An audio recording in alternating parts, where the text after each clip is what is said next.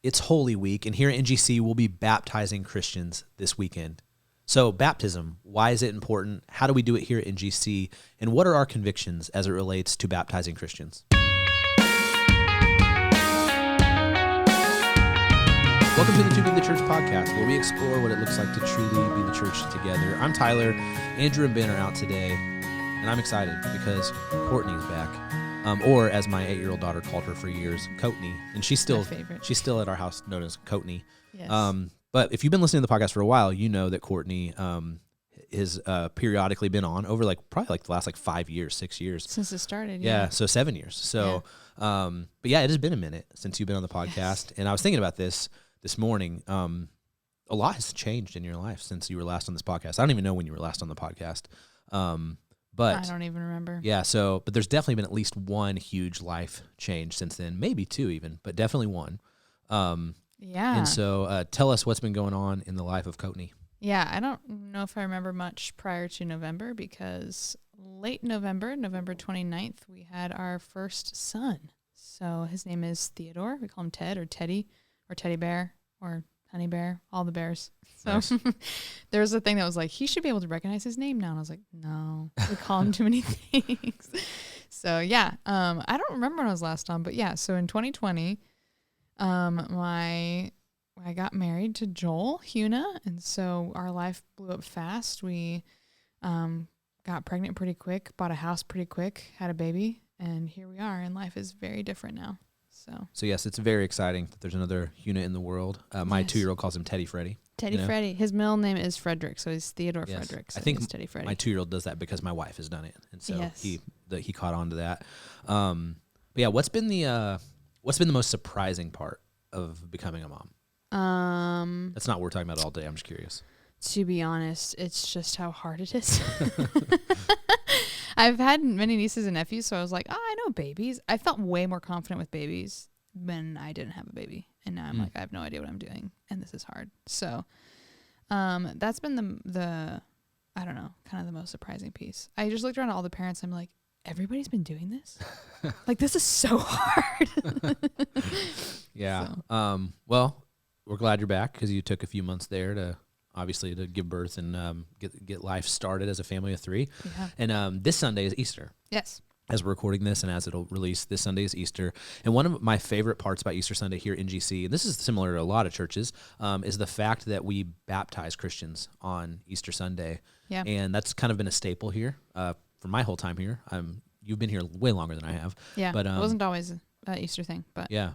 So, but with that being the case, we thought it would be fun just to sit down and talk about baptism today, partially because the folks listening to this, if they go to our church, are going to experience baptism on Sunday, but then also because you are the primary person who, when somebody says, hey, I want to get baptized, who reaches out to them and walks them through that.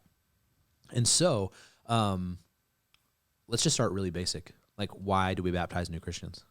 Yeah, well, baptism has a lot of, roots, but the simplest is that Jesus told us. And in his Great Commission, he says, baptize them and teach them to obey. And so those are the two things that we do as we make disciples, is we baptize those who believe, and then we teach them to obey. And so baptism actually is an act of obedience, right? And then you see Christians being baptized, in the new launch of the church through Acts. And so yeah, and we here at NGC, I don't know if we want to dive into this, but we do believers baptism. So we would not necessarily agree with our Presbyterian brothers and sisters, and Lutherans, I think too. Don't they baptize babies? I think so. So they use baptism as the new circumcision, basically, they're welcoming to the family. We do child dedication as we are rearing this child in the name of the Lord. But then baptism itself is an individual declaration of that person saying, I want to follow Jesus. So cool. So there's a few questions that often come up when it comes to baptism. So I'm just going to throw them at you, and just I didn't prepare you for these, but so we encourage people to sign up for baptism, and then we talk to them. Usually we do an in-person meeting, especially the younger they are. Yes. We'll get to that in a minute. But why do we do that instead of, because a lot of churches will be like, it's Sunday morning, hey, the pool's open, come and get baptized. Yeah. Why do we have some sort of emphasis on signing up, or just having a conversation with our leadership before getting into the water. Yeah. So baptism, like I said, even just in what I already introduced about how we do baptism, is churches do it differently. And so it's really important that we get clear about like what baptism is for us. Because I've had people come that's like, well, I've been baptized in the Lutheran church or in the Catholic church. Like, do I have to get baptized again, like to be a part of NGC? So it's like baptism is not membership for us. I mean, you do have to be baptized to be a member, but it's not membership into the church. And so talking through that, people get baptized sometimes for a lot of different reasons. Like, especially like I work a lot with youth and kids, and some kids are really expecting either something transactional from God or a Disney magic moment. So it's like, if I get baptized, my whole life is going to change, right? Like, I'm going to go under the water, I'm going to come back, and I'm like, going to stop lying. It's going to be awesome, And it's like, nah, like it's the first step of like a sanctifying process, and you aren't getting baptized in order to be saved. It's like a work that's already been done in your heart, and you're just telling everybody through baptism that you follow Jesus. So I like to clarify those things with people. I've had, like I said, I've had some transactional situations, or I've had kids that are like, had like rough home lives or whatever. And they're like, if I get baptized, this will get better in my life. And it's like, oh no, that's not what baptism is either. And so I like to talk to people to kind of just hear what they think baptism is and to clarify what baptism is for us. It's a great conversation to share the gospel, especially if they've never heard it before, or if they don't really quite understand the gospel. And, we talk about like, we're looking for, like baby faith, like we talk about baptism is like literally like a baby learning how to walk. Like, they can't run a marathon yet. They can't even take more than a few steps, but they're taking their first steps in faith. And so I'm not expecting kids or adults to like give me this deep theological answer. We're just looking for, that heart cry from like a baby that's just saying, Dada, like, Dada, I love Dada, I love God, And so, like I said, we're not looking for these deep theological conversations in there, but, just looking for them like expressing their love for Jesus. And a lot of times actually, I've been talking to Gabby, our kids associate, about this, because there's a lot of kids wanting to get baptized this round, which I think we can talk about more. But one of the things I look for is how they say I'm sorry, because only Christians repent. Like, if you're not a Christian, like, you have no reason to like really repent. So sometimes some of the most impactful, like, I'll have a conversation with a kid and I'm like, I don't really know. Do they even understand what they're saying? Especially church kids, because they're like, I'm like, who's Jesus? And they're like, he's the Messiah. I'm like, you don't even know what that word means. Their parents just catechize them super well, which is great. But like, also they don't know what they're saying sometimes. But then when I get to the part where I'm like, okay, like, pray about something that you're sorry for. And like, I have a 7-year-old, 8-year-old that's like in tears because of something they did. And I'm like, yep, there we go. There's a heart repentant. Yeah. So we mentioned kids a couple times. One of the things that we are doing with any person who says they want to get baptized, but specifically with kids, the younger they are, is trying to discern. Do they know what they're doing, right? Yeah. So I have a few questions with that, but first one is, why is that important? Like, why does it matter if they know what they're doing? If they're like, oh yeah, I love God, so I'm going to get baptized. Is there anything beyond that like you're looking for? Like, what are you looking for in those conversations? First, like, why is that important? And then second, what are you looking for? Yeah. Well, one, as a church, just ecclesiologically, like, we don't baptize non-Christians because baptism is something that like the church does to almost like confirm a person's faith. Mm-hmm. Like, we can't really truly, like, only the Lord sees the secret parts of the heart, right? And knows like who's really Christian or not. But we do with our best ability to baptize those who are like affirming believers, because we would hate for someone who's not a Christian, really not a Christian, to like be baptized and be like, oh, I'm a Christian. Like, I was having a conversation about some young adults recently, and they're like, yeah, I'm a Christian, but I don't believe this. Like, I don't believe that like Jesus actually is this, or that he did that. I'm like, oh, you're not a Christian, actually, if you don't believe that, So it's like important for them to know like that they are Christian, or if they're not, and then for us to confirm that in them. And then also, like, specifically myself, like, I get to work with, like I said, youth a lot. So it's not uncommon for, or even adults, to come back. Like we have a few adults that were like, man, I was baptized when I was like 8, but I had no idea what I was doing. All right. And so it's like, that's a pretty common story. And so I like to evaluate that on the front end of like with the 8-year-old, like, are we actually ready to baptize or do we need to wait a little bit? So that when you're an adult, you can say like, no, I was baptized. And sometimes the adult needs to be reminded that they have always been saved. They're just more mature now, or they understand the faith more now, which is natural and normal and good. But I try to prevent double baptisms.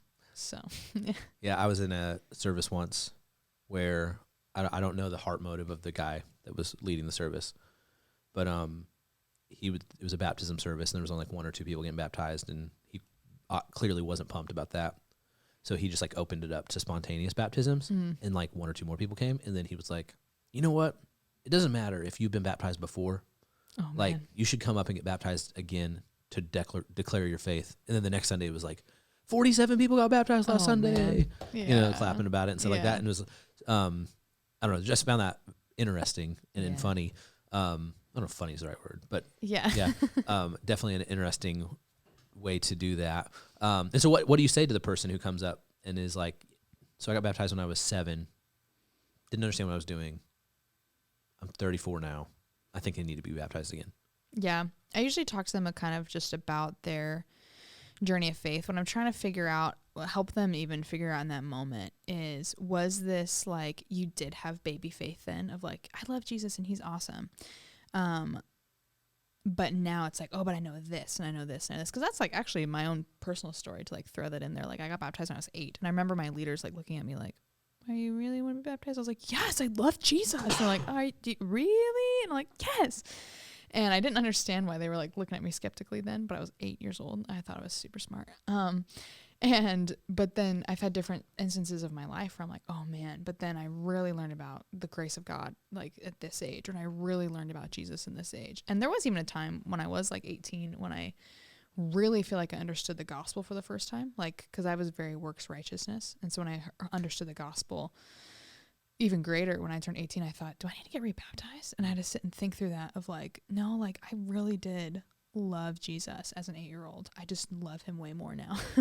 And so that's what I'm walking through with any individual who does that is like, were you really, because sometimes the story is like, my parents really wanted me to get baptized. Like I didn't even know what I was doing. I just got thrown in a tank. I've heard some like traumatic baptism stories. So to that person, would you say? I would say you should get rebaptized if you were just like, did it for your parents or you did it for your family or whatever. So. Okay, let's back the conversation up like 7 or 8 years. And what would you say to somebody who says, I was a Presbyterian or grew up in a Presbyterian home, was baptized as an infant. Now I'm 17, have like become a Christian, obviously different heart posture than I was when I was an infant. Should I get baptized? I would say, yeah. Yeah. Yeah, especially if they were an infant. I kind of hesitate to anybody who gets baptized under 8, which we're actually baptizing a 7-year-old on Sunday. I had an intense conversation with the family this week. Not intense like bad, but like just like, oh man, it's just so young. But I think some of those evidences are there. I think, yeah, it's too young. They should just get rebaptized. Yeah, you kind of asked one of my questions, or answered one of my questions there. I was like, is there a magic age? And I think if you walked around our staff, you might hear different answers. Like I think the age is blank, but yeah, it's interesting. When so I have my oldest daughter's 11. She got baptized on her 8th birthday. Nice. And in the moment, I thought it was definitely the right time, or that she was definitely old enough. And 8 is a good age, is what I thought. And now that I have an 11-year-old and an 8-year-old, I feel like 8's too young. And so it's like my thought on it has shifted, and not because of my specific daughter's like behavior or anything like that, but just that comprehension. Yeah. Somebody could look at the book of Acts with the Ethiopian eunuch, it's chapter 8 maybe, I think, but and say like, that's a lot of hoops to jump through, because like in the book of Acts, there's like, what do I do next? There's water right here. Go get in it. You also have a man who's been reading the scriptures though. So okay. Yeah. So what 8-year-old read the scriptures? Yeah. What would you say to the person who says, and let's take it outside of the context of 8-year-olds, just man, that seems like a lot of hoops to jump through to do something that the book of Acts would say like is your first step after getting saved. So why not spontaneous or whatever? Yeah. I think, I don't know if this phrase came from somebody else, but I heard it coined from Sam, because he used to be on staff here, but he said slow conversion, quick baptism. So it's like there's an element of the individual like counting the cost. Like, what does it actually mean to be a Christian? Like, and there are like the parable of the man who built the building without counting the cost, like, or built his barns without counting the cost. Like, there is, like, Jesus, when he calls us to follow him, he calls us to come and die. And like, we need to understand that to a certain extent. I don't think we really understand that fully. Until we walk through that life. So it's like slow conversion, like quick baptism. So if I do have somebody that's like we have had people that are like, yeah, well, like I really do love Jesus, but like I just don't think I'm ready yet. We're like, dude, just get in the tank, like get baptized, you know? So it's like, we're not here to add hoops, but like I said, there is like, there is a danger to like false, like putting our stamp of approval on people who aren't really Christians. And somebody could like never question their faith, but they're like, I've been baptized, I'm good, I've had my punch card into heaven. It's like, oh, that's not the point. That's not what this is. Yeah. So I've just been going through my brain, thinking through, like, you know, as a pastor, I hear different reasons to not get baptized, right? One of the most common would be that I'm waiting to do it in the Jordan. Oh, or like I have heard that I want to do it on the mission field, or like it's just really important to me to do it at like the same creek that my grandpa was baptized in that's back in Louisiana, or something like that. And what always comes to mind is like the witness of this to the local church. Yeah. But I don't have like well-formed thoughts on that. So like, what would you say to the person who is in one of those camps, who maybe they've been a Christian for 5 years, but they're like, oh, I'm just waiting because I want to do it in this specific location or in these specific circumstances, because of a family tie, or I want to do it where Jesus did it, or stuff like that. Yes. We, one of the metaphors that I equate baptism with is like marriage. So like when you get married, typically, I mean, some people just head to the justice of the peace and sign the paperwork. But like typically it's semi-public. Like it would be super weird to have gotten married in public, in private, where it's like, oh, who's that guy? Oh, I don't know him. Like totally just got married, you know? Yeah. It's like, it's a public declaration that like me and this person are together forever. And like that is similar in baptism, where it's like, it's a public declaration to everybody that like you and Jesus are like, you're with him, like for good. And he's never going to leave. Like you're together, you know? And so it'd be super weird to kind of either do that in private, or like if I had a couple that was like, yeah, we really, really want to get married, but we have to wait like 3 years for like this certain circumstance to work out. It's like, bro, just get married. Like just do it. Like you're already like going to be together, you know?